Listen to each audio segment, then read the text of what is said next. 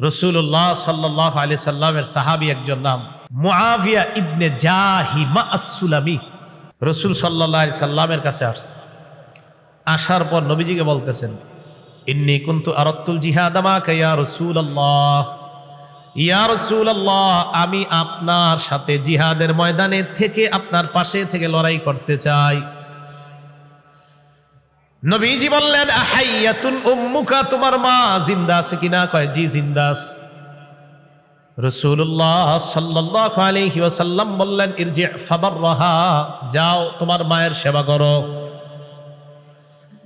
তিনি বলেন, সুম্মা আতাইতুহু মিনাল জানিবিল আখার, আরেক পাশ দিয়া নবীর সামনে আসলাম। আসার পর বললাম, ইন্নী কুনতু আরাদতুল জিহাদ আবতাগি বিযালিকা ওয়াজহাল্লাহি ওয়াদ দারাল আখিরাহ, আমি আপনার সাথে থেকে আপনার পাশে থেকে লড়াই করতে চাই। আমি এই জিহাদের দ্বারা আল্লাহর সন্তুষ্টি আর আখিরাত কামাই করতে চাই, এটা আমার উদ্দেশ্য। নবীজি বললেন, আহাইয়াতুন উম্মুকা, তোমার মা জিন্দা আছে কিনা? কয় জি আছে। রাসূলুল্লাহ সাল্লাল্লাহু আলাইহি ওয়াসাল্লাম বললেন, ইরজি ফাবাররাহা, বাসায় যাও মায়ের সেবা করো। সাহাবী বলেন, আমি আবার সামনে দিয়ে আসলাম। আসার পর বললাম, ইয়া রাসূলুল্লাহ, আমি আপনার আশেপাশে থেকে জিহাদের ময়দানে থেকে লড়াই করতে চাই। আবতাগি বিযালিকা ওয়াজহাল্লাহ ওয়াদ দারাল আখিরাহ, আমি এর দ্বারা আল্লাহর সন্তুষ্টি চাই, আখিরাত কামনা করতে চাই। নবীজি বললেন, আহাইয়াতুন উম্মুকা, তোমার মা জিন্দা আছে কিনা? কয় জি আছে। নবীজি বললেন, ইরজি ফাবাররাহা, যাও মায়ের সেবা করো। ইলজাম রিজলাহা ফাসাম্মাল জান্নাহ, মায়ের পা আঁকড়ে ধরে থাকো, সেখানেই তোমার জান্নাত। মানে মায়ের সেবা করো, এখানেই তোমার জান্নাত। আপনারা বা ঢাকা শহরের মানুষ তো বাসার ছাদে আপনারা আর কি গাছ লাগান, পেয়ারা গাছ, পেঁপে গাছ, আম গাছ লাগায় না অনেকে? হয়। তা আপনারা প্রথম পেঁপেটা, প্রথম পেয়ারা, প্রথম আপনার অনেক কিছু আর কি এরা কি করে, চিন্তা করে আমি বড় কোনো আলেমকে, বড় মুফতি, বড় পীর সাহেবরে নিয়ে যাই, ওনার কাছে দেই। আপনার আব্বা আম্মা যদি জীবিত থাকে আগে তাদেরকে খাওয়ান, পরে হুজুরে দিন। ফাসাম্মাল জান্নাত, সেখানে জান্নাত নিশ্চিত। এখানে নিশ্চিত কিনা এটা হাদিসে নাই, কিন্তু সেখানে নিশ্চিত এটা হাদিসে আছে। এই জন্য সেখানে খাওয়ার আগে। আমরা আম্মা আরেক বাসায় থাকে, আপনি এক বাসায় থাকেন, সেপারেট থাকেন, তো মা থাকে আরেক বাসায়, বাবা আরেক বাসায়। আপনি বিরিয়ানি রান্না করলেন, তো আপনার মাথায় আসলো আমি মসজিদের ইমাম সাহেবের জন্য পাঠাবো। হ্যাঁ, আগে আপনার আব্বা আম্মার জন্য পাঠান, পরে ইমাম সাহেবের জন্য পাঠান। আগে ওখানে পাঠান, এখানেও পাঠান, সমস্যা নেই, কিন্তু আগে ওখানে। ওনাদেরকে কখনো ভুলবেন না, মুহূর্তের জন্য না। ফাসাম্মাল জান্নাহ, রাসূল বলছেন সেখানে জান্নাত। তো রাসূলুল্লাহ সাল্লাল্লাহু আলাইহি সাল্লাম সাহাবীকে বললেন, মায়ের সেবা করো, মায়ের সেবা করো। আল্লাহ কথাগুলা বুঝার তৌফিক দান করেন। নবীজি একদিন এক আজীব স্বপ্ন দেখলেন। আম্মা জান আয়েশা সিদ্দিকা রাদিয়াল্লাহু তাআলা আনহার বর্ণনা, তিনি বলেন, ক্বালা রাসূলুল্লাহ সাল্লাল্লাহু আলাইহি ওয়াসাল্লাম, নবীজি একদিন আমাকে বলেন, আয়েশা রাআইতুনি ফিল জান্নাহ, আমি স্বপ্নে দেখলাম আমি জান্নাতে। সুবহানাল্লাহ।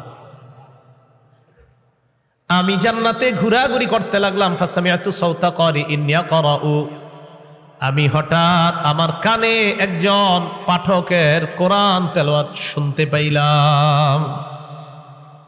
জান্নাতে একজনের কোরআন তেলাওয়াত শুনলাম। ফেরেশতাদেরকে প্রশ্ন করলাম, মান হাদা, কার তেলাওয়াত আমি শুনলাম, এটা কে জান্নাতে কোরআন তেলাওয়াত করে? ফেরেশতারা জবাব দেয়, হারিসা ইবনুন নু'মান, হুজুর যার তেলাওয়াত আপনি শুনলেন তার নাম হলো হারিসা ইবনুন নু'মান। কি নাম?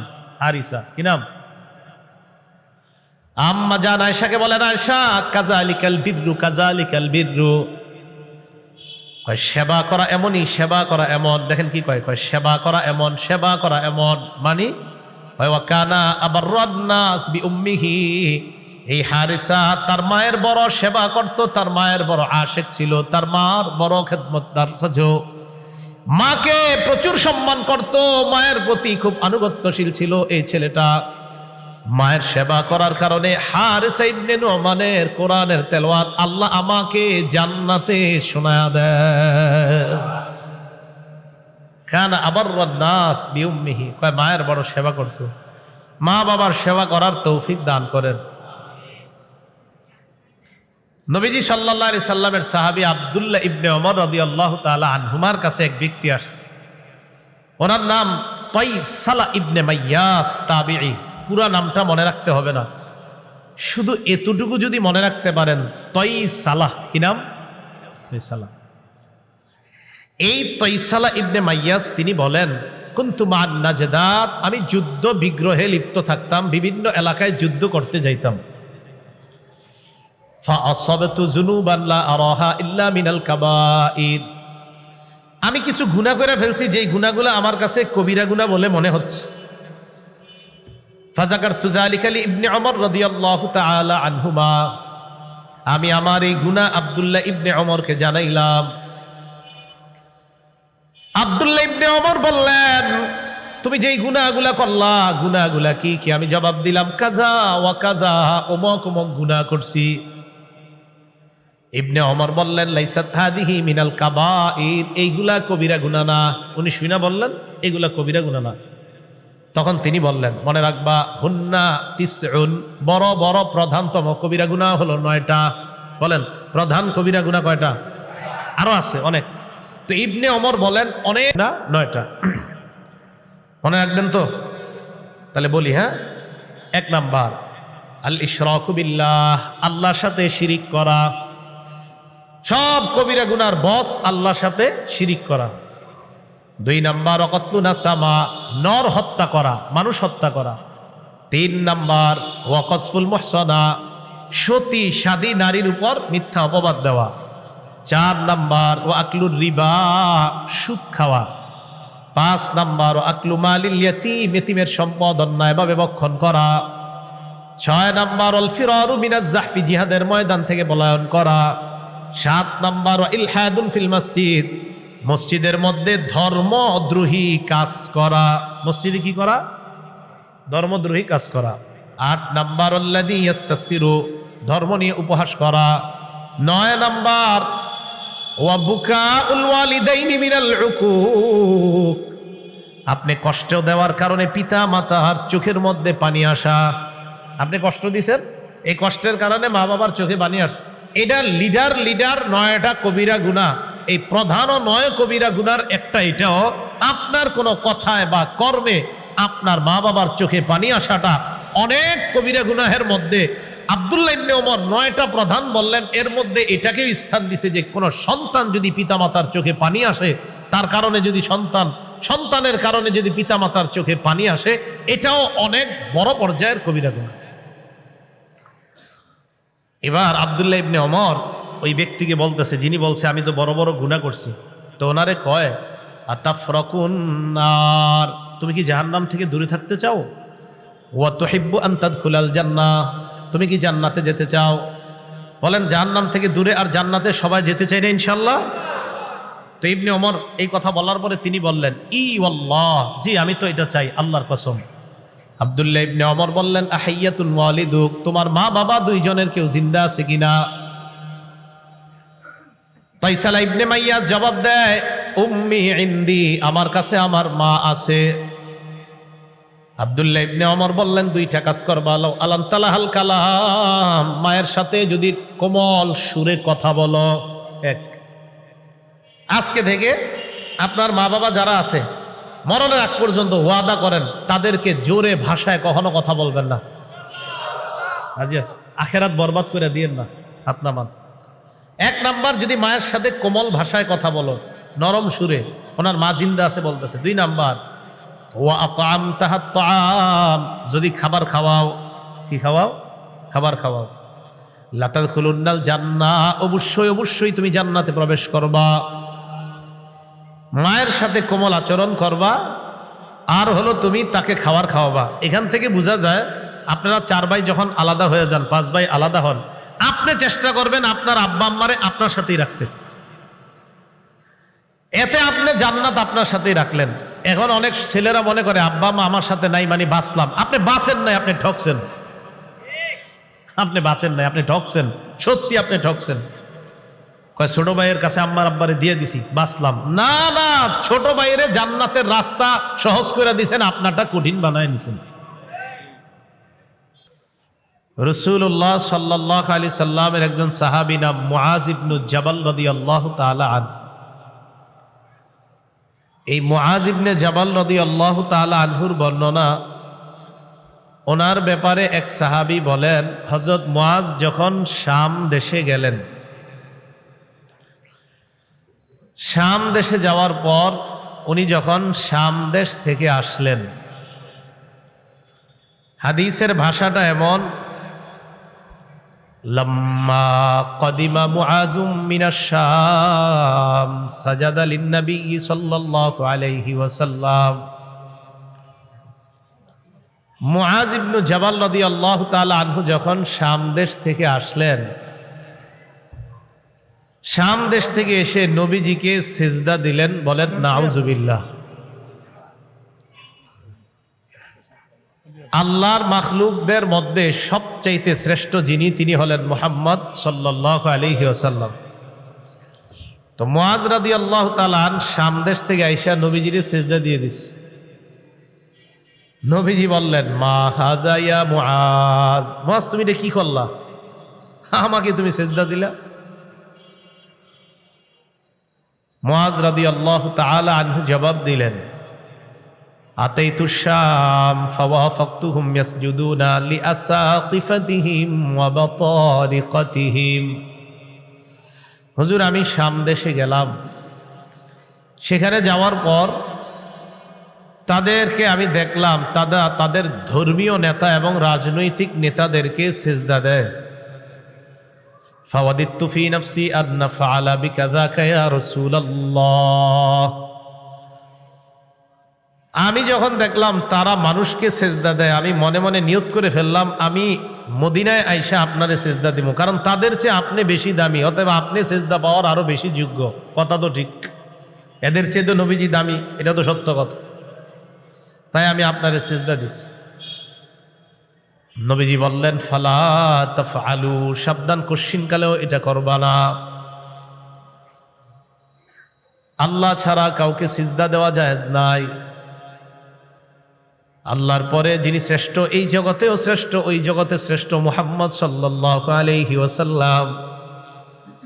এই নবী বলেন, আমাকেও সিজদা দেওয়া জায়েজ নাই, অতএব দুনিয়ার অন্য কাউকে, কোনো মানুষ যত বড় হোক ছোট হোক, তাদেরকে সিজদা দেওয়া হারাম।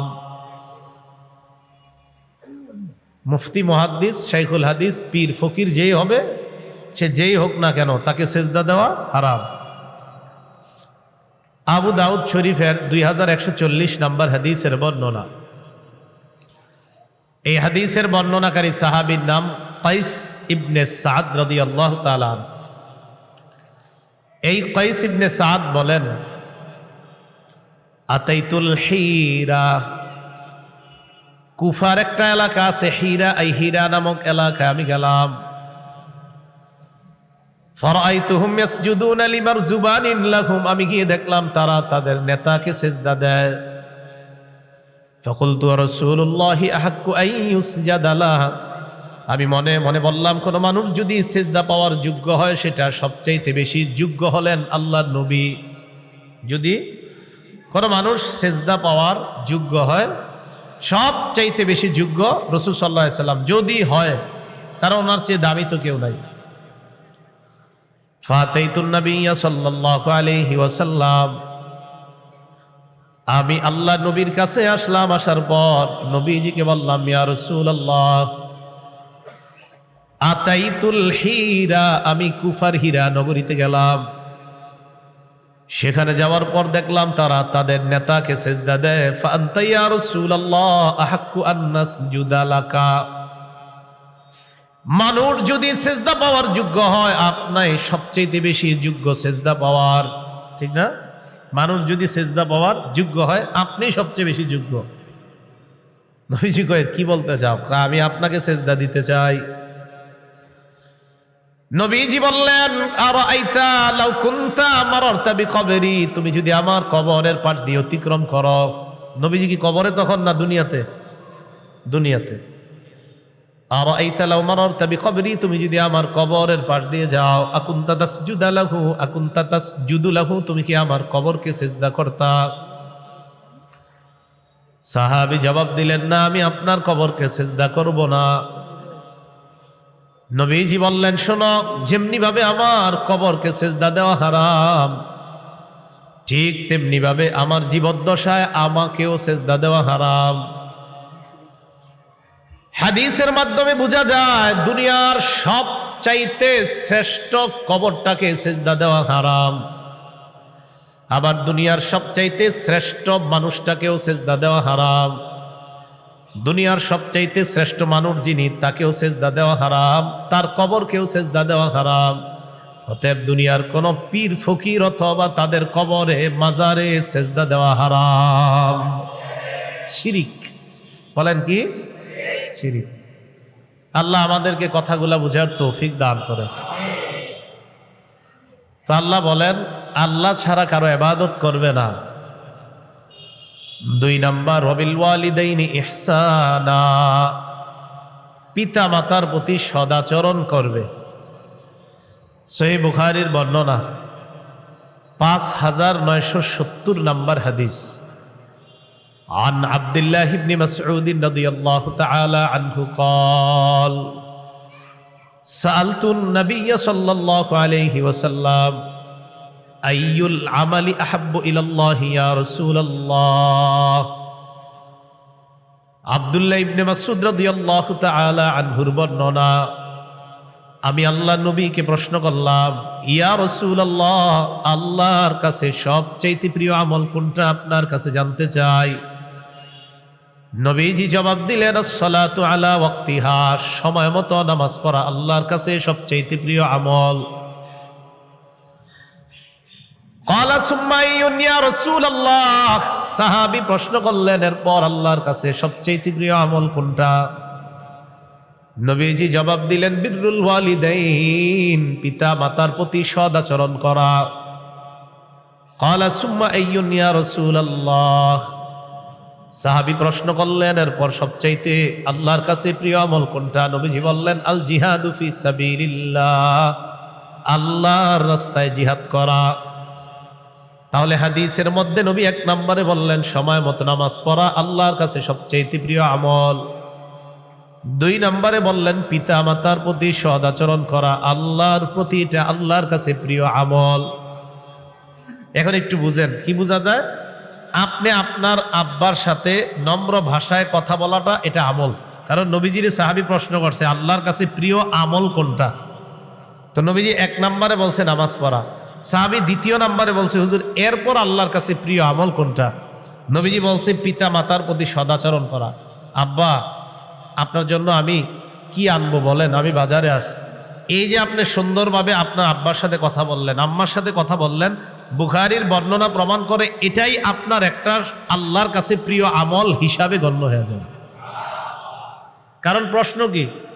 প্রশ্ন হলো আল্লাহর কাছে প্রিয় আমল কোনটা। তো 2 নম্বরে নবী বলছে পিতা মাতার প্রতি সদাচরণ করা। তাহলে আপনার আব্বা আম্মা, তাদের জন্য ভালো ব্যবস্থাপনা করা, এটাও আপনার একটা আমল হয়ে যাবে। শুধু আমল না, আল্লাহর কাছে শ্রেষ্ঠতম একটা আমল হিসাবে গণ্য হয়ে যাবে।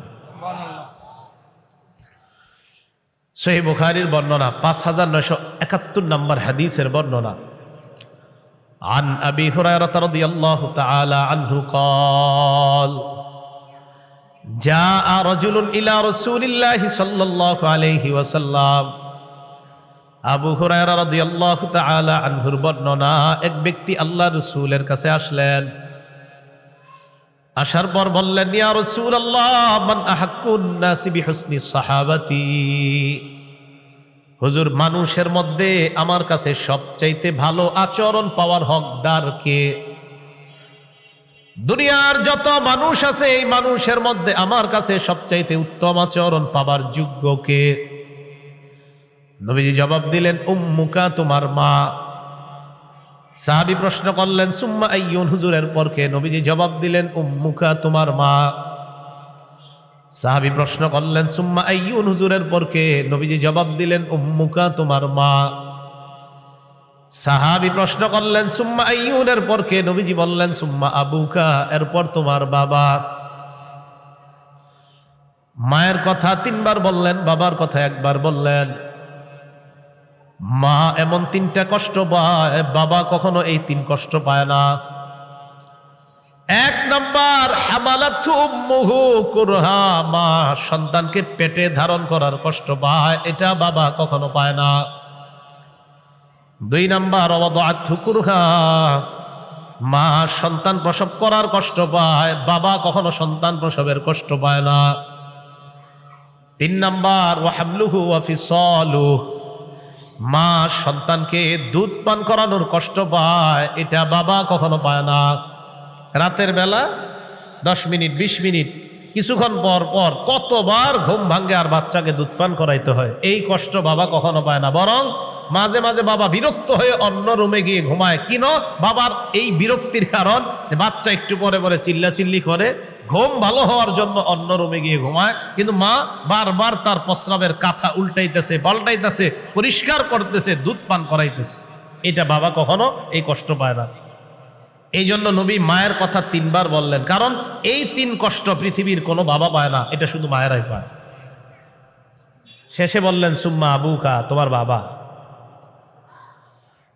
একজন সাহাবী, তার নাম মিকদাম রাদিয়াল্লাহু তাআলা, তিনি বলেন আনিল মিকদাম রাদিয়াল্লাহু তাআলা আনহু قال قال رسول الله সাল্লাল্লাহু আলাইহি ওয়াসাল্লাম, নবীজি বলেন ইন্নাল্লাহা ইউসিকুম বিউম্মাহাতিকুম সালাস, আল্লাহ তোমাদেরকে তোমাদের মায়ের সাথে আচরণ যেন ভালো করো, এই ব্যাপারে আল্লাহ তোমাদেরকে 3 বার হুকুম করছেন।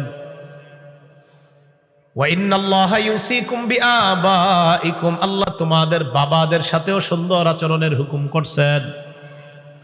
ওয়া ইন্নাল্লাহা ইউসিকুম বিল আকরাব ফাল আকরাব, আল্লাহ তোমাদেরকে নিকট আত্মীয়দের সাথে সুন্দর আচরণ করার হুকুম করেন। আল্লাহ আমাদের সকলকে মাতা পিতার প্রতি যেন আমরা উত্তম আচরণ করতে পারি, আল্লাহ তৌফিক দান করেন। সহিহ বুখারী 5972 নম্বর হাদিসের বর্ণনা। عن عبد الله بن عمرو رضي الله تعالى عنهما قال, আব্দুল্লাহ ইবনে আমর রাদিয়াল্লাহু তাআলা আনহুর বর্ণনা, জাআ রাজুলুন ইলা রাসূলিল্লাহি সাল্লাল্লাহু আলাইহি ওয়াসাল্লাম, অথবা ক্বালা রাজুলুন লিন নবী সাল্লাল্লাহু আলাইহি ওয়াসাল্লাম, এক ব্যক্তি আল্লাহর নবীকে বললেন, ইয়া রাসূলুল্লাহ উজাহিদু, আমি জিহাদের ময়দানে যাইতে চাই, আমি জিহাদ করতে চাই। নবীজি বললেন আলাকা আবাওয়ান, তোমার কি পিতামাতা আছে? তিনি জবাব দিলেন, জি আমার পিতামাতা আছে। নবীজি বললেন ইরজি, তুমি বাসায় যাও, যাওয়ার পর ফাফিহিমা ফাজাহিদ, তুমি তোমার পিতামাতার আনুগত্যের মাধ্যমে জিহাদ করো। এর মানে পিতামাতার সেবা করা মানে আল্লাহর রাস্তায় জিহাদ করার সওয়াব পাওয়া যায়। ইরজি ফাফিহিমা ফাজাহিদ, দাও বাসায় যাও, পিতা মাতার সেবা করার মাধ্যমে জিহাদ করো। সহিহ বুখারী 5973 নম্বর হাদিসের বর্ণনা।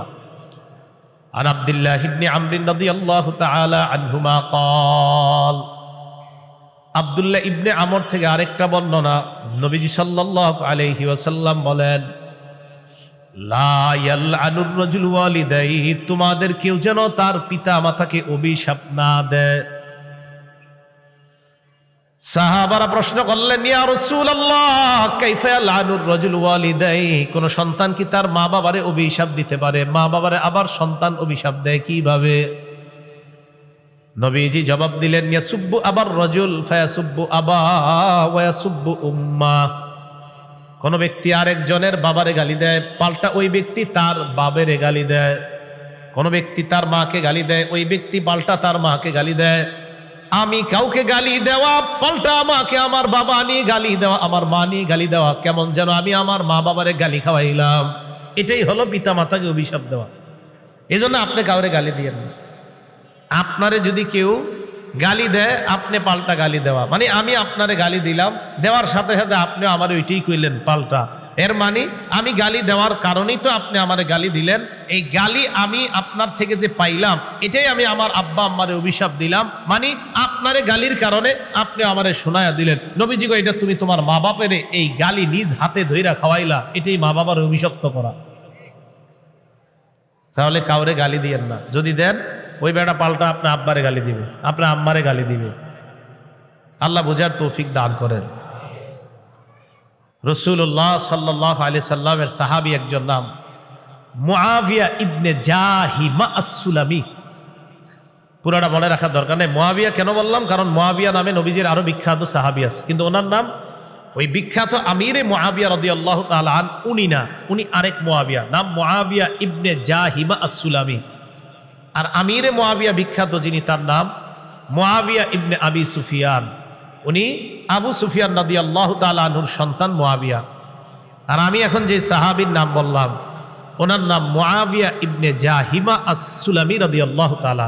তিনি রাসূল সাল্লাল্লাহু আলাইহি সাল্লামের কাছে আসার পর নবীজিকে বলতেছেন, ইন্নী কুনতু আরাদতুল জিহাদ মাকা ইয়া রাসূলুল্লাহ, ইয়া রাসূলুল্লাহ, আমি আপনার সাথে জিহাদের ময়দানে থেকে আপনার পাশে থেকে লড়াই করতে চাই।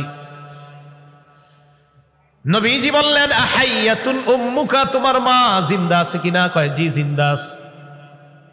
রাসূলুল্লাহ সাল্লাল্লাহু আলাইহি ওয়াসাল্লাম বললেন, ইরজি ফাবাররাহা, যাও তোমার মায়ের সেবা করো। তিনি বলেন, সুম্মা আতাইতুহু মিনাল জানিবিল আখার, আরেক পাশ দিয়া নবীর সামনে আসলাম। আসার পর বললাম, ইন্নী কুনতু আরাদতুল জিহাদ আবতাগি বিযালিকা ওয়াজহাল্লাহি ওয়াদ দারাল আখিরাহ, আমি আপনার সাথে থেকে আপনার পাশে থেকে লড়াই করতে চাই। আমি এই জিহাদের দ্বারা আল্লাহর সন্তুষ্টি আর আখিরাত কামাই করতে চাই, এটা আমার উদ্দেশ্য। নবীজি বললেন, আহাইয়াতুন উম্মুকা, তোমার মা জিন্দা আছে কিনা? কয় জি আছে। রাসূলুল্লাহ সাল্লাল্লাহু আলাইহি ওয়াসাল্লাম বললেন, ইরজি ফাবাররাহা, বাসায় যাও মায়ের সেবা করো। সাহাবী বলেন, আমি আবার সামনে দিয়ে আসলাম। আসার পর বললাম, ইয়া রাসূলুল্লাহ, আমি আপনার আশেপাশে থেকে জিহাদের ময়দানে থেকে লড়াই করতে চাই। আবতাগি বিযালিকা ওয়াজহাল্লাহ ওয়াদ দারাল আখিরাহ, আমি এর দ্বারা আল্লাহর সন্তুষ্টি চাই, আখিরাত কামনা করতে চাই। নবীজি বললেন, আহাইয়াতুন উম্মুকা, তোমার মা জিন্দা আছে কিনা? কয় জি আছে। নবীজি বললেন, ইরজি ফাবাররাহা, যাও মায়ের সেবা করো। ইলজাম রিজলাহা ফাসাম্মাল জান্নাহ, মায়ের পা আঁকড়ে ধরে থাকো, সেখানেই তোমার জান্নাত। মানে মায়ের সেবা করো, এখানেই তোমার জান্নাত। আপনারা বা ঢাকা শহরের মানুষ তো বাসার ছাদে আপনারা আর কি গাছ লাগান, পেয়ারা গাছ, পেঁপে গাছ, আম গাছ লাগায় না অনেকে? হয়। তা আপনারা প্রথম পেঁপেটা, প্রথম পেয়ারা, প্রথম আপনার অনেক কিছু আর কি, এরা কি করে চিন্তা করে, আমি বড় কোনো আলেমকে, বড় মুফতি, বড় পীর সাহেবরে নিয়ে যাই, ওনার কাছে দেই। আপনার আব্বা আম্মা যদি জীবিত থাকে, আগে তাদেরকে খাওয়ান, পরে হুজুরে দিন। ফাসাম্মাল জান্নাত, সেখানে জান্নাত নিশ্চিত। এখানে নিশ্চিত কিনা এটা হাদিসে নাই, কিন্তু সেখানে নিশ্চিত এটা হাদিসে আছে। এই জন্য সেখানে খাওয়ার আগে। আম্মা আরেক বাসায় থাকে, আপনি এক বাসায় থাকেন, সেপারেট থাকেন, তো মা থাকে আরেক বাসায়, বাবা আরেক বাসায়। আপনি বিরিয়ানি রান্না করলেন, তো আপনার মাথায় আসলো আমি মসজিদের ইমাম সাহেবের জন্য পাঠাবো। হ্যাঁ, আগে আপনার আব্বা আম্মার জন্য পাঠান, পরে ইমাম সাহেবের জন্য পাঠান। আগে ওখানে পাঠান, এখানেও পাঠান, সমস্যা নেই, কিন্তু আগে ওখানে। ওনাদেরকে কখনো ভুলবেন না, মুহূর্তের জন্য না। ফাসাম্মাল জান্নাহ, রাসূল বলছেন সেখানে জান্নাত। তো রাসূলুল্লাহ সাল্লাল্লাহু আলাইহি সাল্লাম সাহাবীকে বললেন, মায়ের সেবা করো, মায়ের সেবা করো। আল্লাহ কথাগুলা বুঝার তৌফিক দান করেন। নবীজি একদিন এক আজীব স্বপ্ন দেখলেন। আম্মা জান আয়েশা সিদ্দিকা রাদিয়াল্লাহু তাআলা আনহার বর্ণনা, তিনি বলেন, ক্বালা রাসূলুল্লাহ সাল্লাল্লাহু আলাইহি ওয়াসাল্লাম, নবীজি একদিন আমাকে বলেন, আয়েশা রাআইতুনি ফিল জান্নাহ, আমি স্বপ্নে দেখলাম আমি জান্নাতে। সুবহানাল্লাহ। আমি জান্নাতে ঘোরাঘুরি করতে লাগলাম। ফাসামিআতু সাওতা কারিইন ইয়াকরাউ, আমি হঠাৎ আমার কানে একজন পাঠকের কোরআন তেলাওয়াত শুনতে পাইলাম। জান্নাতে একজনের কোরআন তেলাওয়াত শুনলাম। ফেরেশতাদেরকে প্রশ্ন করলাম, মান হাদা, কার তেলাওয়াত আমি শুনলাম, এটা কে জান্নাতে কোরআন তেলাওয়াত করে? ফেরেশতারা জবাব দেয়, হারিসা ইবনুন নু'মান। হুজুর, যার তেলাওয়াত আপনি শুনলেন তার নাম হলো হারিসা ইবনুন নু'মান। কি নাম? হারিসা। কি নাম? আম্মা জান আয়েশাকে বলেন, আয়েশা, কাযালিকাল বিররু, কাযালিকাল বিররু। কয় সেবা করা এমনই, সেবা করা এমন। দেখেন কি কয়, কয় সেবা করা এমন, সেবা করা এমন। মানে ওয়া কানা আবাররান নাস বিউম্মিহি। এই হারিসা তার মায়ের বড় সেবা করত, তার মায়ের বড় আশিক ছিল, তার মার বড় খেদমতদার ছিল, মাকে প্রচুর সম্মান করত, মায়ের প্রতি খুব আনুগত্যশীল ছিল এই ছেলেটা।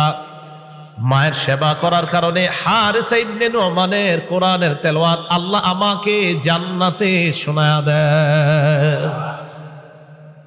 কানা আবাররান নাস বিউম্মিহি। কয় মায়ের বড় সেবা করত, মা বাবার সেবা করার তৌফিক দান করেন। নবীজি সাল্লাল্লাহু আলাইহি সাল্লামের সাহাবী আব্দুল্লাহ ইবনে ওমর রাদিয়াল্লাহু তাআলা আনহুমার কাছে এক ব্যক্তি আসছে। ওনার নাম তাইসালা ইবনে মাইয়াস, তাবিঈ। পুরা নামটা মনে রাখতে হবে না, শুধু এতটুকু যদি মনে রাখতে পারেন, তাইসালা। কি নাম? তাইসালা। এই তাইসালা ইবনে মাইয়াস তিনি বলেন, কুনতু মান নাজদাত, আমি যুদ্ধ বিগ্রহে লিপ্ত থাকতাম, বিভিন্ন এলাকায় যুদ্ধ করতে যাইতাম। ফাআসাবতু যুনুবান লা আরাহা ইল্লা মিনাল কাবাইর। আমি কিছু গুনাহ করে ফেলছি, যেই গুনাহগুলো আমার কাছে কবিরা গুনাহ বলে মনে হচ্ছে। ফাযাকারতু যালিকা লি ইবনে ওমর রাদিয়াল্লাহু তাআলা আনহুমা। আমি আমার এই গুনাহ আব্দুল্লাহ ইবনে ওমরকে জানাইলাম। আব্দুল্লাহ ইবনে ওমর বললেন, তুমি যেই গুনাহগুলা করলা, গুনাহগুলা কি কি? আমি জবাব দিলাম, কাজা ওয়া কাজা, অমুক অমুক গুনাহ করছি। ইবনে ওমর বললেন, লাইসাত হাদিহি মিনাল কাবাইর, এইগুলা কবিরা গুনাহ না। উনি শুনা বললেন, এগুলা কবিরা গুনাহ না। তখন তিনি বললেন, মনে রাখবা, হুন্না তিসউন, বড় বড় প্রধানতম কবিরা গুনাহ হলো 9টা। বলেন, প্রধান কবিরা গুনাহ কয়টা? আরো আছে অনেক। তো ইবনে ওমর বলেন, অনেক না, 9টা। মনে রাখবেন তো? তাহলে বলি, হ্যাঁ। 1 নাম্বার আল ইশরাকু বিল্লাহ, আল্লাহর সাথে শিরিক করা। সব কবিরা গুনার বস আল্লাহর সাথে শিরিক করা। 2 নাম্বার অকতলু নাসামা, নর হত্যা করা, মানুষ হত্যা করা। 3 নাম্বার ওয়াকসফুল মুহসানা, সতী সাদী নারীর উপর মিথ্যা অপবাদ দেওয়া। 4 নাম্বার ও আকলুর রিবা, সুদ খাওয়া। 5 নাম্বার ও আকলু মালিল ইয়াতীম, এতিমের সম্পদ অন্যায়ভাবে ভক্ষণ করা। 6 নাম্বার অল ফিরারু মিনাজ জাহফি, জিহাদের ময়দান থেকে পলায়ন করা। 7 নাম্বার ইলহাদুন ফিল মসজিদ, মসজিদের মধ্যে ধর্মদ্রোহী কাজ করা। মসজিদে কি করা? ধর্মদ্রোহী কাজ করা। 8 নাম্বার আল্লাযী ইস্তাসফিরু, ধর্ম নিয়ে উপহাস করা। 9 নাম্বার ওয়া বুকাউল ওয়ালিদাইনি মিনাল উকুক, আপনি কষ্ট দেওয়ার কারণে পিতা মাতার চোখের মধ্যে পানি আসা। আপনি কষ্ট দিয়েছেন, এই কষ্টের কারণে মা বাবার চোখে পানি আসছে। এটা লিডার 9টা কবিরা গুনাহ। এই প্রধান 9 কবিরা গুনার একটা এটাও, আপনার কোনো কথায় বা কর্মে আপনার মা বাবার চোখে পানি আসাটা অনেক কবিরা গুনাহের মধ্যে। আব্দুল্লাহ ইবনে ওমর 9টা প্রধান বললেন, এর মধ্যে এটাকেও স্থান দিছে যে কোনো সন্তান যদি পিতামাতার চোখে পানি আসে, তার কারণে যদি সন্তানের কারণে যদি পিতামাতার চোখে পানি আসে, এটাও অনেক বড় পর্যায়ের কবিরা গুনাহ। এবার আব্দুল্লাহ ইবনে ওমর ওই ব্যক্তিকে বলতেছে, যিনি বলছে আমি তো বড় বড় গুনাহ করছি। তো ওনারে কয়, আতাফরাকুন নার, তুমি কি জাহান্নাম থেকে দূরে থাকতে চাও? ওয়া তুহিব্বু আন তাদখুলাল জান্নাহ, তুমি কি জান্নাতে যেতে চাও? বলেন, জাহান্নাম থেকে দূরে আর জান্নাতে সবাই যেতে চাই না ইনশাআল্লাহ? তো ইবনে ওমর এই কথা বলার পরে তিনি বললেন, ই ওয়াল্লাহ, জি আমি তো এটা চাই, আল্লাহর কসম। আব্দুল্লাহ ইবনে ওমর বললেন, আহাইয়াতুন ওয়ালিদুক, তোমার মা বাবা দুইজনের কেউ জিন্দা আছে কিনা? তাইসালা ইবনে মাইয়াস জবাব দেয়, উম্মি ইনদি, আমার কাছে আমার মা আছে। আব্দুল্লাহ ইবনে ওমর বললেন, 2টা কাজ করবা, আলাম তালাহাল কালাম, মায়ের সাথে যদি কোমল সুরে কথা বলো, 1। আজকে থেকে আপনার মা বাবা যারা আছে মরণের আগ পর্যন্ত ওয়াদা করেন তাদেরকে জোরে ভাষায় কখনো কথা বলবেন না। আচ্ছা, আখেরাত বরবাদ করে দিয়েন না। হাত নামান। 1 নাম্বার, যদি মায়ের সাথে কোমল ভাষায় কথা বলো, নরম সুরে, ওনার মা জিন্দা আছে বলতেছে। 2 নাম্বার, ওয়া আতামতাহা তাআম, যদি খাবার খাওয়াও। কি খাওয়াও? খাবার খাওয়াও। লা তাদখুলুন্নাল জান্নাহ, অবশ্যই অবশ্যই তুমি জান্নাতে প্রবেশ করবা। মায়ের সাথে কোমল আচরণ করবা, আর হলো তুমি তাকে খাবার খাওয়াবা। এখান থেকে বোঝা যায় আপনারা 4 ভাই যখন আলাদা হয়ে যান, 5 ভাই আলাদা হন, আপনি চেষ্টা করবেন আপনার আব্বা আম্মারে আপনার সাথেই রাখতে। এতে আপনি জান্নাত আপনার সাথেই রাখলেন। এখন অনেক ছেলেরা মনে করে আব্বা আম্মা আমার সাথে নাই মানে বাঁচলাম। আপনি বাঁচেন নাই, আপনি ঠকছেন। আপনি বাঁচেন নাই, আপনি ঠকছেন। সত্যি আপনি ঠকছেন। কয় ছোট ভাইয়ের কাছে আম্মার আব্বারে দিয়ে দিছি, বাঁচলাম। না না, ছোট ভাইয়ের জান্নাতের রাস্তা সহজ করে দিয়েছেন, আপনারটা কঠিন বানায় নিছেন। তা আব্দুল্লাহ ইবনে ওমর বলে দিলেন, তুমি মায়ের সাথে কোমল ভাবে কথা বলবা, মাকে খাবার খাওয়াবা, ঠিক মতো সেবা করবা, অবশ্যই অবশ্যই তুমি জান্নাতে প্রবেশ করবা। সহিহ বুখারীর 2482 নাম্বার হাদিস। একজন বুজুর্গের কথা আপনারা অনেক শুনছেন, নাম জুরাইজ, ওনার নাম শুনছেন আপনারা। মুসলিম শরীফে লম্বা হাদিস আসছে ওনার ব্যাপারে, বুখারীতে একটু শর্ট আসছে। এই জুরাইজের ব্যাপারে নবীজি বলেন, কানা রাজুলুন ফি বানি ইসরাঈলা ইউকালু লাহু জুরাইজ। বনি ইসরাইলের এক ব্যক্তি ছিল, তার নাম ছিল জুরাইজ। কানা ইউসাল্লি ফি সাওমাআতিহি। এই জুরাইজ তার ইবাদত খানার মধ্যে ইবাদত করতেছিল, নামাজ পড়তেছিল, নফল নামাজ। ফাজাআত উম্মুহু, জুরাইজের মা আসছে। আসার পর কয়, জুরাইজ আনা উম্মুকা কাল্লিমনি। জুরাইজ, আমি তোমার মা, আমার সাথে কথা বলো। জুরাইজ চিন্তা করলো, উসল্লি আও উজিবু, আমি কি নামাজ পড়বো না মায়ের ডাকে সাড়া দিব। ফাখতারাস সালাতা, তিনি নামাজকে বেছে নিলেন, নামাজ তিনি পড়তে লাগলেন। এটা বুখারীর বর্ণনা। মুসলিম শরীফের বর্ণনা, মা আবার আসছে। আসার পর কয়, জুরাইজ আনা উম্মুকা কাল্লিমনি। জুরাইজ, আমি তোমার মা, কথা বলো। তিনি আবার চিন্তা করলেন, নামাজ পড়বো নাকি মায়ের ডাকে সাড়া দিব। উনি নামাজ পড়তেই লাগলেন। মুসলিমের বর্ণনা, মা তৃতীয়বার আসছে। আসার পর কয়, জুরাইজ কাল্লিমনি আনা উম্মুকা, আমি তোমার মা, আমার সাথে কথা বলো। আবার উনি চিন্তা করলেন, নামাজ পড়বো নাকি মায়ের ডাকে সাড়া দিব। উনি নামাজ পড়তে লাগলেন। মা এবার আল্লাহর কাছে বললেন, আল্লাহুম্মা লা তুমিতহু হাত্তা তুরিয়াহুল মুমিসাত। আল্লাহ, তুমি জুরাইজের মরণ দিবা না পতিতার চেহারা না দেখাইয়া। কার চেহারা? সতীত্ব বিক্রি করে যে বেড়ায় টাকার বিনিময়ে, এমন নারী। যদিও এটার বাংলাটা আরো ভয়ঙ্কর, ওই বাংলাটা আমি এখানে বলছি না। মুমিসাতের আরেকটা বাংলা আছে, তো সেটা বলতে আমার লজ্জা করছে। তো যাই হোক, টাকার বিনিময়ে সতীত্ব বিক্রি করে বেড়ায়, বাস এর থেকে আপনারা বুঝে নেন বাংলাটা কোন ধরনের হতে পারে। তো মা বদদুয়া করছে, আল্লাহ, এই জাতীয় নারীর চেহারা না দেখায় তার মরণ দিও না। ঘটনাও এক ঘটে গেছে। ওই এলাকার একজন এরকম নারী, যিনি আপনার সভ্যতার বিপরীতে চলে, যেই নারী আর কি, এরকম একজন নারী। তো এই নারী বলল, লাফতিনান্না জুরাইজান, আমি জুরাইজকে পরীক্ষা করবো, ওরে ফেতনায় ফালাম। এক নারী বইলা ফেলছে। জুরাইজের কাছে আসছে। আসার পর ফাতাআররাজাত লাহু, নিজেরে বিভিন্ন ভঙ্গিমায় মোহনীয় রূপে আকর্ষণীয় ভাবে জুরাইজের সামনে উপস্থাপন করছে। নাউজুবিল্লাহ। ফাবা, জুরাইজ কোনো ভ্রুক্ষেপ করে নাই। অর্থাৎ উনি মাশাআল্লাহ ওনার ইবাদতে উনি লিপ্ত ছিলেন। ওনার ইবাদত থেকে ওই নারী জুরাইজকে বিচ্ছুত করতে পারে নাই। নারী চলে গেছে। ফাতাতরাইয়া, একজন রাখালের কাছে গেছে। ফামকানাতহু মিন নাফসিহা, রাখালের সাথে অপকর্ম করছে। করার পর ফাওয়ালাদাত গুলামা, সন্তান প্রসব করছে। জনগণের কাছে এই সন্তান নিয়ে আইসা কয়, জনগণ, জুরাইজ নামক ওই লোকটা আমার সাথে অপকর্মে লিপ্ত হয়েছে, এর প্রমাণ হলো এই সন্তান। নাউজুবিল্লাহ। জনগণ আসছে। আসার পর কাসারু সাওমাতা, জনগণ আইসা তার ইবাদতখানা ভেঙে ফেলছে। ওয়াসাব্বুহু, গালি দিস। ফাতাওয়াদ্দা ওয়া সাল্লা, জুরাইজ নামাজ পড়ছে। নামাজ পড়ার পর আতাল গুলাম ওই ছেলের কাছে আসছে, ওই যে বাচ্চার কাছে আসার পর কয় মান আবুকা, এই বাচ্চা তোমার বাবাকে। আল্লাহ পাক রব্বুল আলামিন সাথে সাথে ওই বাচ্চার জবান চালু করে দেয়। তিনজনে ছোটবেলায় কথা বলছে, ঈসা নবী, ইউসুফ আর জুলাইখা, এই দুইজনের ঘরে একটা বাচ্চা ছিল, ওই বাচ্চাটা, এই দুইজন যে কামরায় ছিল একটা বাচ্চা ছিল, ওই বাচ্চাটা। আর এই জুরাইজ যখন একটা বিপদে পড়ে গিয়েছে, তখন ওই যে বাচ্চাকে নিয়ে বিপদে ফালাইতে চেয়েছিল, এই বাচ্চারও জবান আল্লাহ চালু করছেন।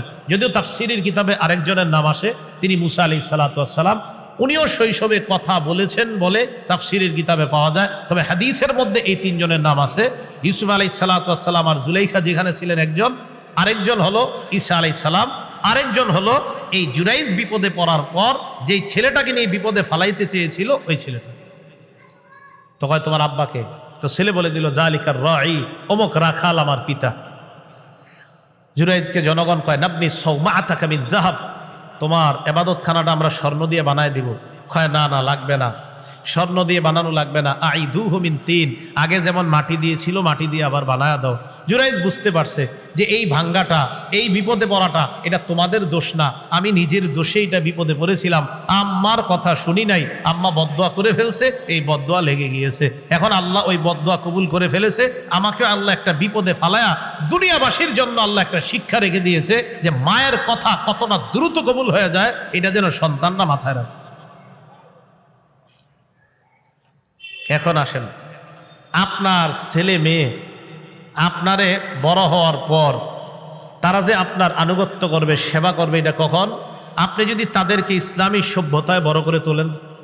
না হয় ওই সন্তান আপনাকে নিয়ে বৃদ্ধাশ্রমে রেখে আসবে, ওই সন্তান আপনাকে বাবা মা হিসাবে মূল্যায়ন করবে না, ওই সন্তান বিদেশে থাকা অবস্থায় আপনি যখন মারা যাবেন তখন ওই সন্তান বলবে আমার ইম্পর্টেন্ট একটা মিটিং আছে আজকে, এই মিটিং ছেড়ে আমি বাংলাদেশে যাওয়া সম্ভব না, মৃত্যুর পর আপনাকে দেখারও তার কোনো সুযোগ মিলবে না, এটা মাথায় রাখবেন। সন্তানকে যদি সভ্য সন্তান হিসাবে গড়ে না তোলেন, প্রথম কথা, সন্তান যাদের না হয় তারা আল্লাহর কাছে দোয়া করবেন, সন্তানের জন্য কি করবেন? দোয়া করবেন, খুব বেশি বেশি আল্লাহর কাছে দোয়া করা। দোয়া করার ক্ষেত্রে মাথায় রাখবেন, অনেকের এই সমস্যা যে হুজুর 14 বছর, আজকে একজন বলতেছে ওনার 14 বছর বিয়ে করছে, সন্তান হয় না। এটা আল্লাহর ইচ্ছা, সন্তান দেয় আল্লাহ, সন্তান দেয় না আল্লাহ, সন্তান দেয়ও আল্লাহ, সন্তান যদি না দেয় এটাও আল্লাহর ক্ষমতা। সূরা শূরা আয়াত নাম্বার 49-50 আল্লাহ বলেন লিল্লাহি মুলকুস সামাওয়াতি ওয়াল আরদ, আসমান জমিনের রাজত্ব আল্লাহর, ইয়াখলুকু মা ইয়াশা, আল্লাহ যা চান তা সৃষ্টি করেন, ইয়াহাবু লিমান ইয়াশাউ ইনাসা, আল্লাহ চাইলে কন্যা দান করেন, ওয়া ইয়াহাবু লিমান ইয়াশাউ যুকুর, আল্লাহ চাইলে কাউকে ছেলে দান করেন, আও ইউযাওয়িজুহুম যুকরানা ওয়া ইনাসা, আল্লাহ চাইলে ছেলে মেয়ে উভয়টা দান করেন, ওয়া ইয়াজআলু মান ইয়াশাউ আকীমা, আল্লাহ চাইলে ছেলেও দিবেন না মেয়েও দিবেন না, ওই নারীকে বন্ধা রাখবেন, এই ক্ষমতাও কার? তো এখন যাদের সন্তান হয় না, আপনাদের কাজ হলো আল্লাহর কাছে দোয়া করা। কি করা বলেন? দোয়া করা। দোয়ার ক্ষেত্রে 1 নাম্বার মনে রাখবেন, যখন দোয়া করবেন, দোয়াটা করার সময় আপনি যখন কোনো আলেমের কাছে গিয়ে বলবেন হুজুর দোয়া তো করতেছি গত 10 বছর, কাজ হয় না, ওই আলেম প্রথমে আপনাকে বলবে আপনি কোনো হারামের সাথে জড়িত আছেন কিনা। কি বলবে আপনাকে? এখন আপনি যদি বলেন হুজুর এমন বড় কোনো হারামের সাথে জড়িত নাই, তবে ওই ছোটখাটো একটা ইয়াতে জড়িত আছে, এখানে আপনার হালকা কিছু সুদ আসে, কি আসে? হালকা সুদ আসে, তা আপনি যতই দোয়া করবেন দোয়া তো আপনার কবুল হবে না। দলিল তিরমিজি শরীফে আছে 2989 নাম্বার হাদিস, খুব মন দিয়ে শোনেন। রাসূলুল্লাহ সাল্লাল্লাহু আলাইহি সাল্লামের সাহাবী আবু হুরায়রা রাদিয়াল্লাহু তাআলা আনহুর বর্ণনা, যারা বলেন যে খালি দোয়া করি কবুল হয় না, মনোযোগ দিয়ে হাদিসটা শোনেন। ক্বালা রাসূলুল্লাহ সাল্লাল্লাহু আলাইহি ওয়াসাল্লাম, নবীজি সাল্লাল্লাহু আলাইহি ওয়াসাল্লাম বলেন, আইয়ুহান নাস, হে মানুষ, ইন্নাল্লাহা তাইয়িবুন, আল্লাহ পবিত্র, লা ইয়াকবালু ইল্লা তাইয়িবা, আল্লাহ পবিত্র ছাড়া কবুল করে না। সবাই বলেন আল্লাহ পবিত্র, আল্লাহ আল্লাহ পবিত্র ছাড়া আল্লাহ কবুল করে না। নবীজি বলেন ইন্নাল্লাহা আমারাল মুমিনিনা বিমা আমারা বিহিল মুরসালিন। অনুবাদটা কিভাবে করি দেখেন, নবীজি বলেন আল্লাহ ইমানদারদেরকে একটা হুকুম দিয়েছেন, অবিকল যেই হুকুমটা রসুলদেরকে দিয়েছেন। সুবহানাল্লাহ। দেখেন কি বলে, আল্লাহ সব ইমানদারদেরকে একটা হুকুম করেছেন, অবিকল যেই হুকুমটা আল্লাহ নবীদেরকে দিয়েছেন। তাহলে হুকুমটার গুরুত্ব কম না অনেক বেশি? এই দুই হুকুম কি? একটা হলো নবীদেরকে, আর একটা ইমানদারদের। হুকুম একটাই, বাকি দুই শ্রেণী। রসুলদেরকে আলাদা আল্লাহ বলেছেন, ইমানদারদেরকে আল্লাহ আলাদা বলেছেন। বলেন তো ইমানদারদের মধ্যে রসুলরা আছে কিনা? কি এরপরে আল্লাহ আলাদা বলছে, রসুল বলছেন, আবার বলছেন ইমানদার। খুব ভালো করে দুইটা আয়াত মনে রাখবেন যদি পারেন। এক নাম্বার সূরা মুমিনুনের 51 নাম্বার আয়াত, আল্লাহ বলেন ইয়া আইয়ুহার রুসুলু কুলু মিনাত তাইয়্যিবাতি ওয়া'মালু সলিহা। হে রসুলগণ, আপনারা পবিত্র খাদ্য খান এবং নেক আমল করেন। কি বলছে? হে রসুলগণ, আপনারা পবিত্র খাদ্য খান এবং নেক আমল করেন। আসেন, নেক আমলের আগের শর্ত পবিত্র খাদ্য। বলেন, নেক আমলের আগের শর্ত দোয়া করার শর্ত। দোয়া করা আমল কিনা? আরে দোয়া করা আমল কিনা? শর্ত। হ্যাঁ, রসুলদেরকে বলতেছে পবিত্র খান, পরে নেক আমল করেন। আরেকটা আয়াত মনে রাখবেন, সূরা বাকারা 172 নম্বর আয়াত, আল্লাহ বলেন, অনুবাদটা দেখেন তো একরকম কিনা। ইয়া আইয়ুহাল্লাযীনা আমানু কুলু মিন তাইয়্যিবাতি মা রাযাকনাকুম। রসুলদেরকে বললেন, হে রসুলগণ, পবিত্র খাবার খান। সূরা বাকারার 172 নম্বর আয়াতে বলে, হে ঈমানদারগণ, পবিত্র খাবার খাও।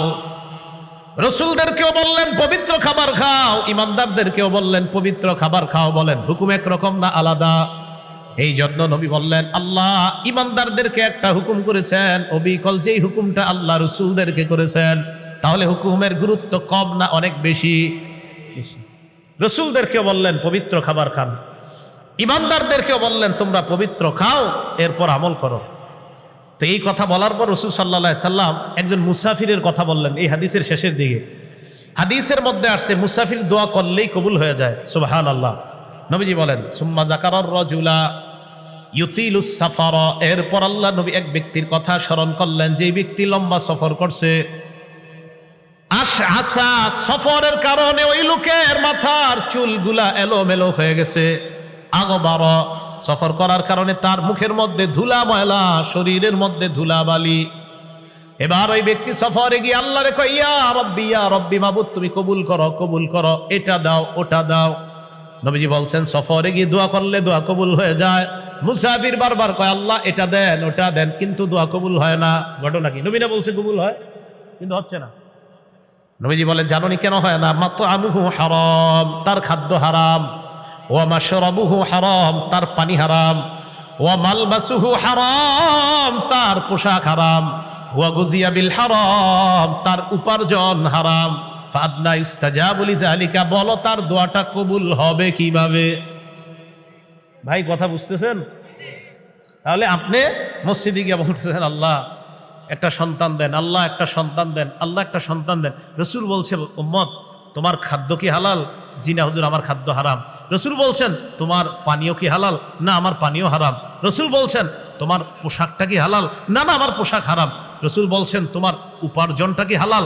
না, আমার উপার্জন হারাম। তো আপনি খালি বলতে থাকেন আল্লাহ দেন দেন দেন, কাজ হবে না। পোশাক হারাম, খাদ্য হারাম, পানীয় হারাম, হাজারো দোয়া করেন, কবুল হবে না। আগে তো আপনি শর্ত ঠিক রাখতে হবে, আল্লাহ দোয়া কবুল করবেন যদি, তো যদি তো ঠিক নেই, আপনার হালাল যাইতে হবে। আল্লাহ আমাদেরকে বুঝার তৌফিক দান করেন। তাহলে সন্তান এরপরেও হালাল ভাবে চাওয়ার পরেও যদি দোয়া কবুল না হয়, তা আপনি নিশ্চিত থাকবেন যে আপনি হালাল খাদ্য পেটে ঢুকানোর পরে যখন দোয়া করবেন, আপনার দোয়া 3 পদ্ধতির এক পদ্ধতিতে কবুল হয়েই যাবে। 1 নাম্বার, নগদ কবুল হবে দুনিয়াতে। ইম্মা আইয়ু আজ্জিলা লাহু ফিদ দুনিয়া, হয়তো আল্লাহ নগদ ওটা আপনার দুনিয়াতে কবুল করবেন। 2, যদি কবুল না করে ইয়াকশিফা আনহু সুআ, এই দোয়ার পরিবর্তে আগামীকাল আপনি একটা বিপদে পড়তেন, পরশু একটা বিপদে পড়তেন, আজকের দোয়াটা কবুল না করে ওই বিপদ থেকে আল্লাহ আপনাকে উদ্ধার করে দিবেন।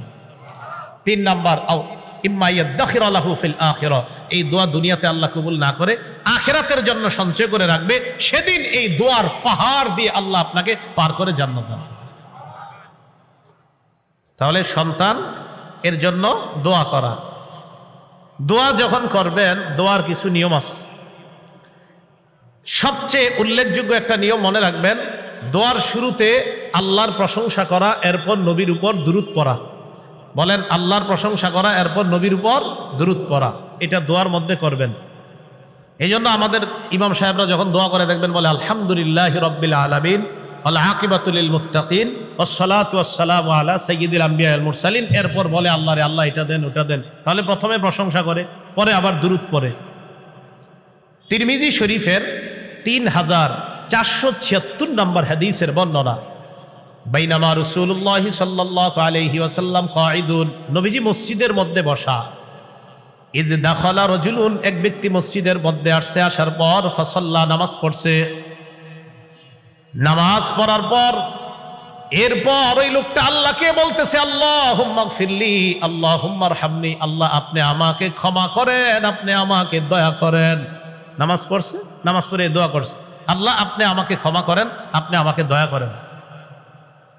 নামাজ পড়ার পর দোয়া করার পর লোকটা চলে যাচ্ছে। নবীজি ডাক দিলেন, আজিলতা আইয়ুহাল মুসাল্লি, ও নামাজি তুমি একটু তাড়াহুড়া বেশি করে ফেলছ। তো এই ব্যক্তি কয় হুজুর বুঝি নাই। হ্যাঁ, তুমি একটু তাড়াহুড়া বেশি করছো। তুমি নামাজ পড়লা আর আল্লাহরে বললা আল্লাহ আমাকে ক্ষমা করেন, আল্লাহ আমাকে দয়া করেন। শোনো, ইদা সাল্লাইতা, যখন নামাজ পড়বা, ফাকআত্তা, বসবা। এরপর ফাহমাদিল্লাহ বিমা হুয়া আহলুহু, আল্লাহর প্রশংসা করবা। ওয়াসাল্লি আলাইয়া, আমার উপর দুরূদ পড়বা। সুম্মা দুউ, এরপর আল্লাহর কাছে দোয়া করবা। হাদিসের শেষে নবীজি সাল্লাল্লাহু আলাইহি সাল্লামের সাহাবী বলেন, সুম্মা জাআ রাজুলুন আখর সুম্মা সাল্লা রাজুলুন আখর, আরেক ব্যক্তি আসছে, আয়েশা নামাজ পড়ছে। নামাজ পড়ার পর ফাহামিদাল্লাহ, আল্লাহর প্রশংসা করছে। ওয়া সাল্লা আলান নবী সাল্লাল্লাহু আলাইহি ওয়াসাল্লাম, নবীর উপর দুরূদ পড়ছে। আল্লাহর নবী তার কথা শুনলেন, শোনার পর বললেন উদউ তুজাব, উম্মত তুমি এই মুহূর্তে যা বলবা আল্লাহ তোমার দোয়া কবুল করবেন। তুমি আল্লাহর প্রশংসা করছো, আমার উপর দুরূদ পড়ছো, উদউ, দোয়া করো, তুজাব, তোমার দোয়া কবুল করা হবে। এজন্য সূরা গাফিরের 60 নম্বর আয়াতে আল্লাহ বলেন, ওয়া ক্বালা রাব্বুকুম উদউনি আস্তাজিব লাকুম, তোমাদের রব বলেন তোমরা আমার কাছে দোয়া করো, আমি তোমাদের ডাকে সাড়া দিব, আমি তোমাদের দোয়া কবুল করব। আমি তোমাদের ডাকে সাড়া দিব, আমি তোমাদের দোয়া কবুল করব। আল্লাহ আমাদের সকলকে আল্লাহর কাছে চেয়ে নেওয়ার এই যোগ্যতা যেন আমাদের তৈরি হয়, আল্লাহ তৌফিক দান করেন। তাহলে বলেন তো আমরা কার কাছে চাইবো? আল্লাহর কাছে। সন্তান কার কাছে চাইবো? আল্লাহর কাছে। শর্তগুলো কিন্তু পূরণ করেন। হালাল পেটে থাকতে হবে, হালাল উপার্জন থাকতে হবে, হালাল পথে হালাল উপার্জন, হালাল পথে ব্যয়, হালাল পেট, খাদ্য পেটের মধ্যে, এই অবস্থায় দোয়া করবেন, অবশ্যই আপনার দোয়া কবুল করা হবে। হযরত ওমর ফারুক রাদিয়াল্লাহু তাআলা আনহুর বর্ণনা, তিরমিজি শরীফের 486 নম্বর বর্ণনা। ওমর ফারুক বলেন, দুনিয়ার মানুষ শোনো, ইন্নাদ দুআ মাওকুফুন বাইনাস সামাই ওয়াল আরদ। একটু দেখেন, তুমি যখন দোয়া করো, তোমার দোয়াটা আসমান আর জমিনের মাঝে এইভাবে ঝুলা থাকে। কি হইল এটা? তুমি যখন দোয়া করো, আসমান আর জমিনের মাঝে ঝুলে থাকে। কেন? হাত্তা তুসাল্লি আলান নবী সাল্লাল্লাহু আলাইহি ওয়াসাল্লাম, দোয়ার মধ্যে যতক্ষণ নবীর উপর দুরূদ না পড়ো ততক্ষণ এটা ঝুলে থাকে। ওমর ইবনুল খাত্তাব বলেন, তুমি দোয়া করলা, দোয়ার মধ্যে যদি নবীর উপর দুরূদ না পড়ো, তোমার দোয়াটা ঝুলে থাকবে। যদি দোয়া কবুল করাইতে চাও, দোয়া যদি উপরে উঠাইতে চাও, আল্লাহর প্রশংসা করবা, নবীর উপর দুরূদ পড়বা, তাহলে তোমার দোয়া অবশ্যই আরশে চলে যাবে। তাহলে আল্লাহর প্রশংসা করা, নবীর উপর দুরূদ পড়া, এইভাবে দোয়া করা। দোয়ার ক্ষেত্রে দ্বিতীয় কথা, দোয়া করবেন এমন ভাবে যে নিজের কোনো অপরাধ থাকলে অপরাধগুলা আল্লাহর কাছে স্বীকার করবেন। আল্লাহ আমি তো এই অপরাধগুলা করছি, এই কারণে কি আপনি আমার উপর নারাজ? মাবুদ মেহেরবানি করে আমারে আপনি মাফ করেন। অপরাধ স্বীকার কইরে আল্লাহরে বললেন। আরে আল্লাহর কাছে স্বীকার করলে তো কেউ শুনতেছে না, আপনি আল্লাহকে বলেন, এটা আল্লাহর কাছে বলবেন। এই জন্য তো আমরা নামাজের শেষ বৈঠকে কি বলি? আল্লাহুম্মা ইন্নী যালামতু নাফসি যুলমান কাসীরা, আল্লাহ আমি নিজের উপর অনেক জুলুম করছি, আমি স্বীকার করতেছি মাওলা এত জুলুম করছি মাবুদ। আল্লাহ লা ইয়াগফিরুয যুনুবা ইল্লা আনতা, আল্লাহ আপনি ছাড়া আমার এই গুনাহ মাফ করার কেউ নাই। ফাগফিরলি মাগফিরাতাম মিন ইনদিকা, আল্লাহ আপনার পক্ষ থেকে স্পেশাল ক্ষমা আমাকে করে দেন। সুবহানাল্লাহ। ওয়ারহামনি, আমাকে দয়া করেন। ইন্নাকা আনতাল গফুরুর রহিম, আপনি ক্ষমাশীল, আপনি দয়ালু। তাহলে 2 নাম্বার, দোয়া যখন করবেন আপনার অপরাধ টপরাধ যা আছে এগুলা স্বীকার করে আল্লাহরে বলবেন, আল্লাহ আমি ওই অপরাধগুলা করছি, স্বীকার করতেছি, মাবুদ আপনি আমার উপর অসন্তুষ্ট হয়েন না, আল্লাহ আমারে মাফ করে দেন, আল্লাহ আমাকে ক্ষমা করে দিয়ে দীর্ঘদিন যাবত আমাদের সন্তান হচ্ছে না, আল্লাহ হয়তো ওই অপরাধের কারণে কি আপনি নাখুশ হয়ে আছেন কিনা, আল্লাহ অপরাধগুলা ক্ষমা করে দেন, আমাদের সন্তানের ব্যবস্থা করে দেন। এই গেল 2 নাম্বার। 3 নাম্বার আত-তাদাররু, কাকুতি মিনতি করে আল্লাহর কাছে দোয়া করা। কি বলে রে? কাকুতি মিনতি, আল্লাহ দেন দেন, এইভাবে কাকুতি মিনতি করে আল্লাহর কাছে যেইভাবে পারেন দোয়া করা, যেন আপনাকে দেখলে মনে হচ্ছে আপনি অসহায়ের মতো আল্লাহর কাছে কি যেন বলতেছেন। কাকুতি মিনতি করে দোয়া করা। সূরা আনআমের 42-43 নাম্বার আয়াতে আল্লাহ বলেন, ওয়ালাকাদ আরসালনা ইলা উমামিন মিন ক্বাবলিকা ফাআখাযনাহুম বিল বাসাই ওয়াদ-দাররাই লাআল্লাহুম ইয়াতাদাররুন। নবীজিকে বলেন, ওয়ালাকাদ আরসালনা ইলা উমামিন মিন ক্বাবলিক, আপনার পূর্বে আমি অনেক রাসূল পাঠিয়েছি, ফাআখাযনাহুম বিল বাসাই ওয়াদ-দাররা, যেই জাতিদের কাছে আমি রাসূল পাঠিয়েছি তাদেরকে আমি দারিদ্রতা দ্বারা, অভাব অনটন দ্বারা, ক্ষুধা দ্বারা পাকড়াও করলাম। কয় কেন পাকড়াও করছি জানেন? লাআল্লাহুম ইয়াতাদাররুন, যেন তারা আমার কাছে কাকুতি মিনতি করে, আমারে যেন বলে আল্লাহ আমাদেরকে দারিদ্রতা দিয়েন না। আল্লাহ বলেন, ফালাউলা ইজ জাআহুম বাসুনা তাদাররু, আমার গজব আসার পরেও তারা আমার কাছে কাকুতি মিনতি করে নাই, গজব আসার পরেও আমার কাছে তারা কাকুতি মিনতি করে না। তখন কি হয়েছে? ওয়ালাকিন কাসাত কুলুবুহুম, তাদের অন্তর আরো শক্ত হয়ে গেছে। ফাযায়্যানা লাহুমুশ শাইতানু আ'মালাহুম, ফলে শয়তান তাদের কর্মগুলা তাদের কাছে মোহনীয় করে উপস্থাপন করেছে। করোনার সময় আমি মনে করেছি যে করোনা যাওয়ার পর আমাদের বাংলাদেশের মানুষ মনে হয় আর কোনোদিন গুনাহ করবে না, আমি এটা মনে করেছিলাম। আল্লাহ বলেন, গজব দিলাম আমার কাছে কাকুতি মিনতি করার জন্য। কিসের কাকুতি মিনতি? ওই সময় নাকি ইন্টারনেট এত পরিমাণ ইউজ করা হয়েছে করোনার সময়, যা করোনার আগে পরে ইউজ করা হয়নি। ঘরে বসে বসে আর সুযোগ করে দিচ্ছে। তো কোথায় কাকুতি মিনতি করবেন গজব আসার পর? কাকুতি মিনতি বাদ দিয়া গুনাহ করা। আল্লাহ বলে গজব দিলাম আমার কাছে কান্না করো, কাকুতি মিনতি করো। এরা কয় না, আমাদের অন্তর শক্ত, আপনি করোনা না আরো কিছু দেন, কান্নু না। ভাবসাব এমন। কাকুতি মিনতি করা 3 নাম্বার। তো এইভাবে আল্লাহর কাছে বলা। আল্লাহ পাক রব্বুল আলামিন বলেন সূরা আরাফের 55 নাম্বার আয়াতে, উদউ রাব্বাকুম তাদাররুআন ওয়া খুফিয়া, তোমরা তোমাদের রবকে ডাকো কাকুতি মিনতি করে এবং গোপনে। মসজিদের এক কোনায় বসে যান মিয়া, সব মুসল্লিরা বের হওয়ার পর আস্তে ধীরে আল্লাহর কাছে আপনি বলতে থাকেন। আস্তেই বলেন, কোনো সমস্যা নাই, আল্লাহকে আস্তে বললেও আল্লাহ শোনেন। সহিহ বুখারীর 2992 নাম্বার হাদিসের বর্ণনা, রাসূলের সাহাবী আবু মুসা আশআরী রাদিয়াল্লাহু তাআলা আনহু বলেন, কুন্না মা রাসূলিল্লাহি সাল্লাল্লাহু আলাইহি ওয়াসাল্লাম ফি সাফার, নবীজির সাথে এক সফরে ছিলাম আমরা। কুন্না ইযা আশরাফনা আলা ওয়াদ, আমরা যখন উঁচু জায়গায় আরোহণ করতাম, হাল্লালনা ওয়া কাব্বারনা, আমরা লা ইলাহা ইল্লাল্লাহ বলতাম আর বলতাম আল্লাহু আকবার, হাত্তা ইরতাফাত আসওয়াতুনা, আমাদের আওয়াজগুলা মাঝে মাঝে বেশি হয়ে যাইত।